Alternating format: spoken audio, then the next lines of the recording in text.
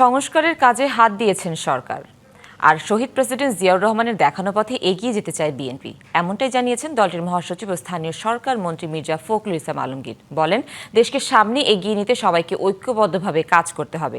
শনিবার সকালে শহীদ রাষ্ট্রপতি জিয়াউর রহমানের শাহাদাত বার্ষিকীতে জিয়া উদ্যানের সমাধিতে শ্রদ্ধা নিবেদনে যোগ দিয়ে এসে এসব কথা বলেন তিনি। বাংলাদেশের সমস্ত যে পুরনো যে ঘূর্ণিধরা ব্যবস্থাটাকে পাল্টে দেওয়ার চেষ্টা করেছিলেন এবং একদিকে রাজনৈতিক সংস্কার, বহুদলীয় গণতন্ত্রের আবার পুনঃপ্রবর্তন, একদলীয় শাসন ব্যবস্থা থেকে বক্সাল থেকে ফিরিয়ে নিয়ে আসা, অন্যদিকে অর্থনীতি একটা মুক্ত বাজার অর্থনীতি চালু করা ছিল আমাদের এই বাংলাদেশের পরিবর্তনের প্রথম ধাপ বলে আমি মনে করি।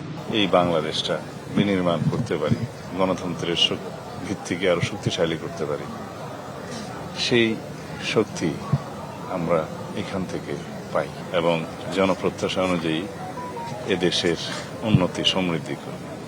আর স্বাধীনতা সার্বভৌমত্বের অতন্ত্র প্রহরী হিসাবে শহীদ রাষ্ট্রপতি জিয়াউর রহমানই এই বাংলাদেশে প্রথম থেকে শেষ পর্যন্ত ভূমিকা রেখে গেছেন। নগদ নিয়ে এলো হার না মানা হার অফার। সর্বনিম্ন 10,000 টাকা রেমিটেন্স নগদে পাঠালে থাকছে স্বর্ণের হার জেতার সুযোগ।